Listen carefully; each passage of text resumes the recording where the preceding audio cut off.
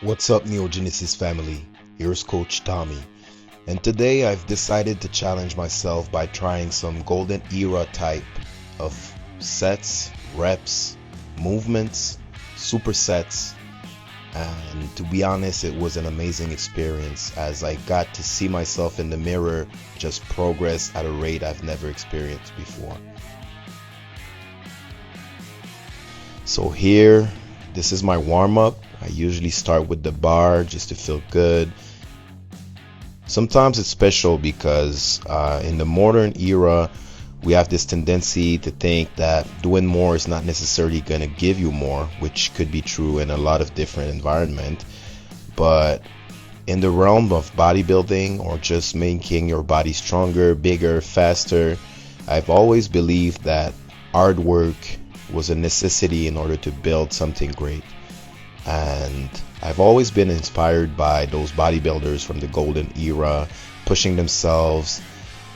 I don't necessarily remember if they were using heavy weights all the time, but they're always going for a crazy amount of reps.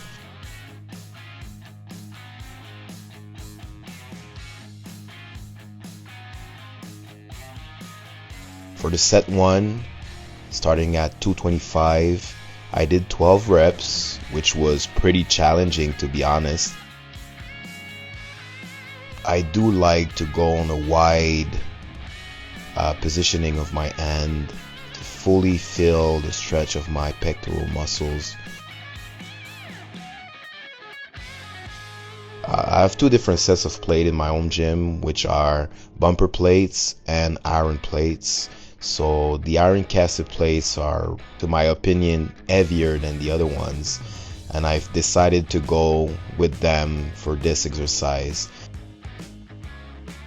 I am telling you, this was not my first chest workout this week, so my chest was already a little bit exhausted, but I still wanted to try this chest and back workout more than everything, so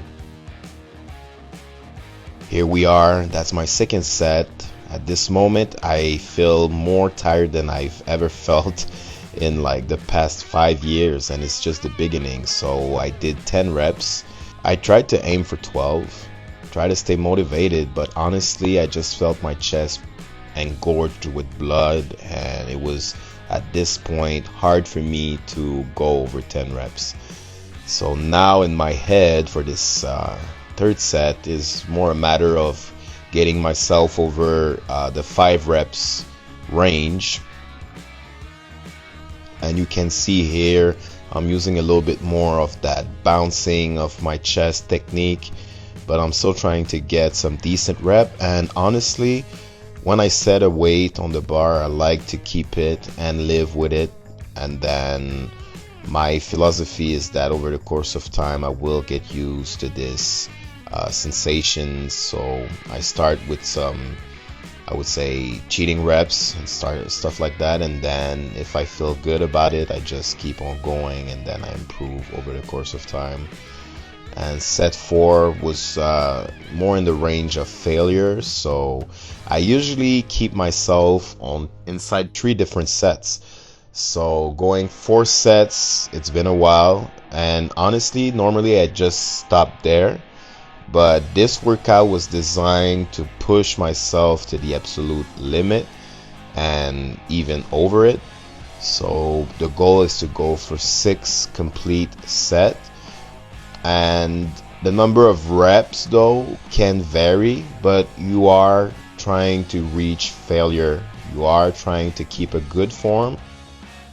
More than anything, I would say you need to focus on keeping your muscle tense, and you want to keep your muscle under tension as much as possible. You don't want to rush the movement, you want to take your time, and it's okay if you fail. It's okay. I don't have a spot, and I'm used to it because I've, for most of my training career, been someone who liked to push himself with the do or die mentality. So I don't feel uncomfortable facing failure, but I must admit that I haven't been this close, or I haven't felt as much than I did by doing golden era type of training. So this is telling me a lot about how dedicated, how motivated you need to be if you want to attain what those guys were attaining daily, weekly, monthly, and yearly back in the days. For the 6th set, what I did, I reduced my weight by a half, because this is a long set. You're trying to get over 20 and almost to 30 reps, so I just pushed myself. After that, you need to pair the bench press with the pull-ups. You want to be going for 6 sets of 8 reps. You could also go further, like you could try to aim for more, but even before starting the pull-ups, I knew that my body was in a stage of exhaustion. My mind was telling me, okay, let's try to get 8 reps, and you try to achieve it over every sets that are following after, nothing under. I could have gone for like 12 reps maybe and more on the first set, but then I don't know if I would have been able to keep going afterward. Set 4, I'm still pretty motivated. Everything goes fast. I'm satisfied with the depth. In my own gym though, the bar is a little bit low, which makes it a little bit uncomfortable to go deep, because I'm almost touching the ground. But at the same time, I'm not complaining, because I used to do my chin-ups on a wooden bar in my garage, and it was a good thing because it made me very strong. But having a chin-up bar, pull-up bar is something I really appreciate, despite this bar being a little bit low for me. And now for my 6th set here, it's still to failure, but I chose to add a little twist. So I bring the bar up to my traps, or I bring my traps up to the bar, whichever you prefer the order, and I have fun with it because it feels different, and the range of motion is also a little bit different. I like to challenge myself, and also it's to show a little bit more of what is achievable. Now I'm going for incline dumbbell press, and it's followed with bent over barbell rows. I went with lighter weights there because my chest was already exhausted by the bench press, but I must admit that I could have pushed myself a little bit more, but I knew how much it would take from me to get it. And also in my mind there, I'm trying to learn, okay? I'm not used to do those type of techniques for as many reps and as many sets that was required in that program. So for me, it was a discovery, and I'm not someone who will rush the process, despite maybe having the muscular ability to do it with heavier weight. Sometimes you need to tell your ego to start somewhere, first step, and then step by step you progress until the point where you feel satisfied. And those weight I've been doing the incline press with, by example, or even the barbell rows, which is a little bit light, but it allows me to also have a better mind and muscle connection. It is still painful, it is still uncomfortable, but at the same time I'm still in control of my weight. I can still go full range of motion, or as far as my body is able to go for now. And this is always something that can be improved over the course of time. So now, despite me being someone who's been training for more than 15 years, it was a discovery of where I can push myself, because to be honest, this past few years I've been training in the way I like, in the sense that if a day I feel like doing something, I would do it. I would go hard until I have, no more envy to push myself. But what I like is that this program gets me to a point where I do not want to go for one more. I just wonder, where am I gonna be done with this? And this feeling is honestly amazing, because I'm not used to it. I'm really used to feel like I've dominated my training programs or the plan or the exercise, but I've noticed now doing what, you know, bodybuilders were doing back in the days, that you must be willing to push yourself. You must be really and deeply connected with your body, because the body's telling you he doesn't want to go for one more rep, but you need to push it. So I really appreciate what they're doing, and I've been learning a lot, and honestly I will keep doing it. I just don't think I will do it as much as they would, because despite my liking for bodybuilding, I do like to be athletic too. I like to be functional. I like to be fast, to jump high, all of that. And I find that in modern society now, those two concepts are often put in opposite boxes, which I don't necessarily agree with. Like, you can build your body and still be very athletic. You just need to be able to translate what you've gained from the weights into your sport, into your athletic background. So it also demands practice. You need to use training as a tool, but you also need to be able to use it at your advantage, so by being able to translate it.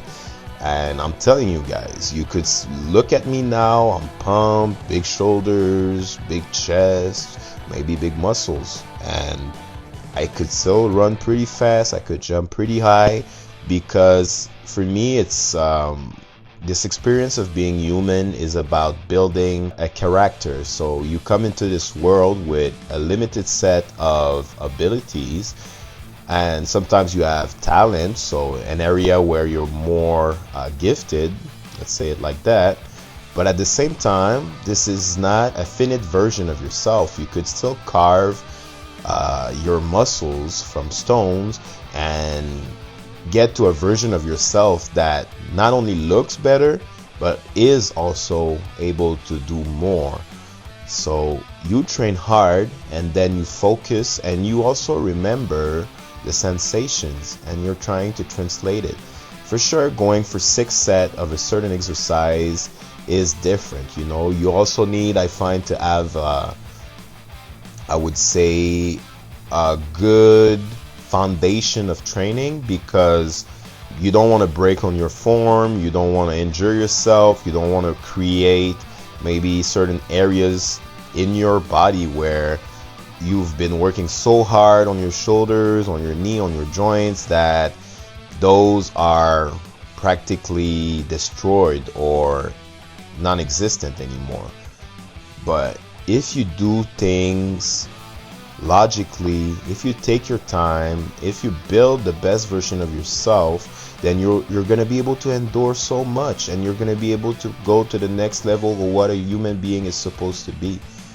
And honestly, I don't consider myself better than anyone because I've been lifting weights, but I'm still happy that I've been exploring some things that people were discouraging me to do when I was younger. You know, like I started in high school training every day, every week, like crazy, and it never stopped because I fell in love with what the reward was, which is getting better than yourself.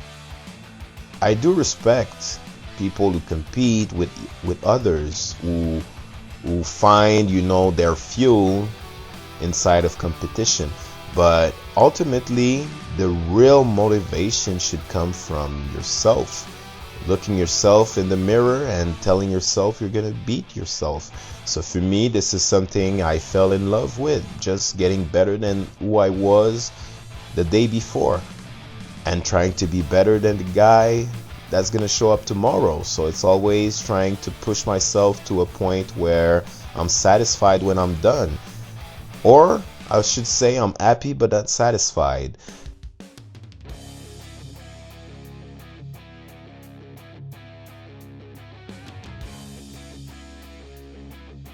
So for this set, and I've talked so much, we're already at Superset 2, but it's dips and dumbbell pullovers. Here I had something else in mind when I programmed that workout. It was to go back to the bar and do more pull-ups, but I understood pretty quickly that this was not gonna happen. So I've changed my programming. I've put some dumbbell pullovers on there just to challenge me a little bit more. Had a little component that would still work on my triceps, but don't necessarily overkill my back like I was planning on doing. So now on the dips, you could see I'm struggling. Again, I'm also struggling with the space because this squat rack was not designed for the dip bar I have there, so I'm lacking space, which you could see there. I've dropped the chalk that was just at my feet.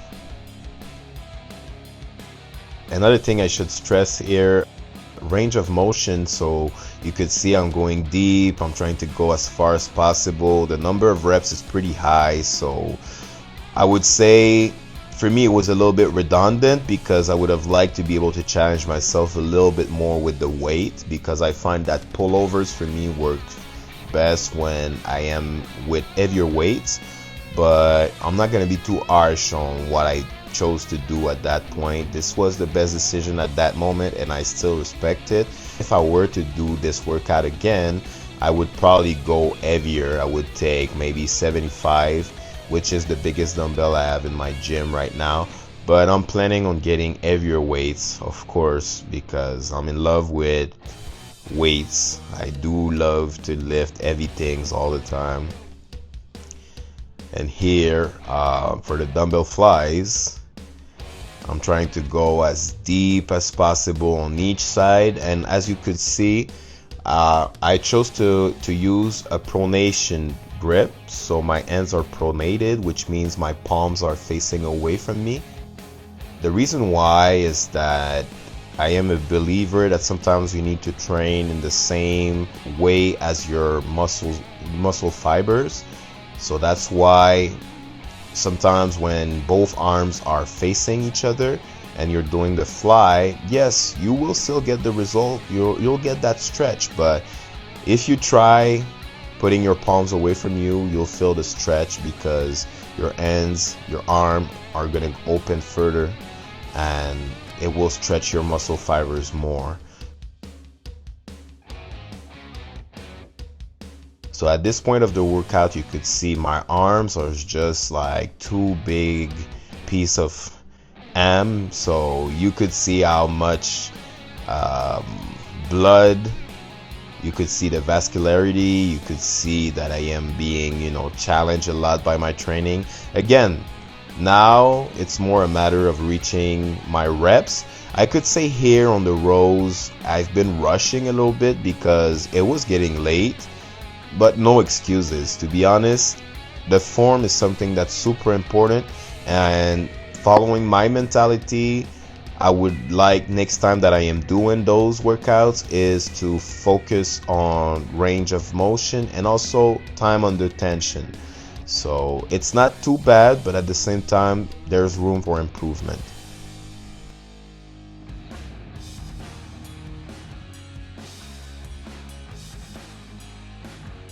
Now I am again attacking the flies.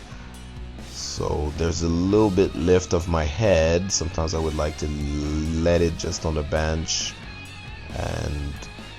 but I'm pretty satisfied with the range of motion. I'm feeling the stretch. I'm taking my time, and this is really what you want to be doing when you do that type of exercise. So at this point, this is taking a toll on me, but I would say not as much as doing the bench press at the beginning. And also I took lighter weights, focusing more on what I've seen in many videos on the internet of bodybuilders from the golden era who were talking about the fact that they were not necessarily trying to lift heavy weights all the time. Despite doing it, they were not doing it all the time. Sometimes it's just you grab a dumbbell and you focus on the quality of the rep, because the goal here is not to be powerful, it's to build muscle. So for me, this is a concept that is special because I've always argued that both of those statements are not necessarily going one against the other. So I've always liked to go with heavier weights and still try to reach a decent amount of reps and sets. But I must admit that going for 6 sets of something makes it a whole different ball game. So for me now, you could see I'm meditating on who the F I am, because this is where this type of workout is getting you.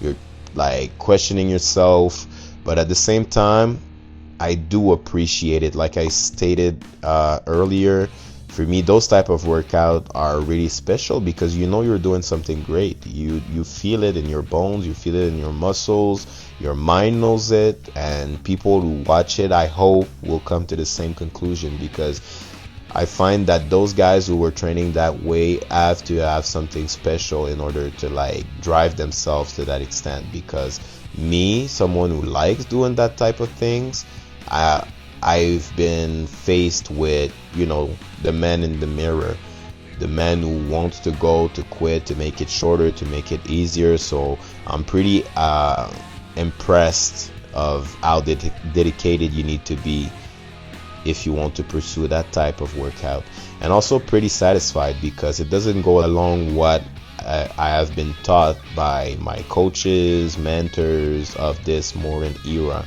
So when I was a football player, by example, what could you be that is worse than a bodybuilder athlete? Because for many, this is something that is not useful in the realm of like football or sports that demands you to be athletic.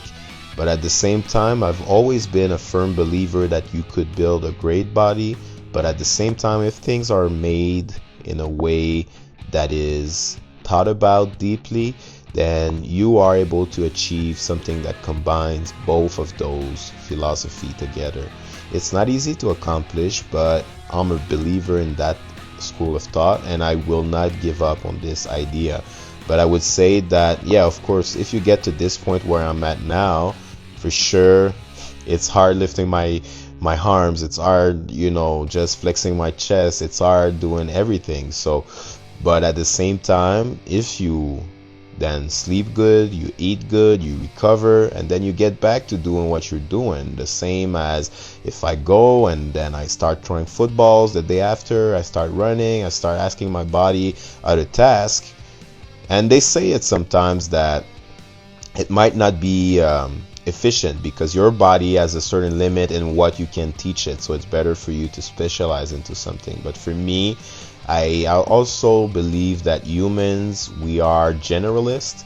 We're not the best at anything, I would say, but we're good at everything. So maybe we're not the fastest, the strongest, or like, by example, swimming the fastest or climbing the biggest, but we are good at a lot of different things. So that's why I rather build my character based on like a lot of different elements, and maybe not be as good as like a powerlifter or a bodybuilder. There you could see me, like I will never be as big as a steroid user or something, but this willingness I have to try and push myself still gives me something that I find is decent, because I am willing mentally to train hard, and I think that this is the foundation of everything.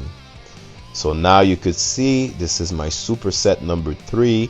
I like the intensity I've been putting up until now, me still being focused. I remember that day was getting late, but those nights, those winter nights will for me always be special, because I know that I am building something that is special, like it's taught by me, made by me, experienced by myself. So it is special. And when sun's gonna be back, when spring's gonna be back, when I'll be able to walk outside, I know I will reap a lot of the hard work I've been doing. And it was not easy, and for me there's no cheat code, so I'm doing it by myself, like it's me.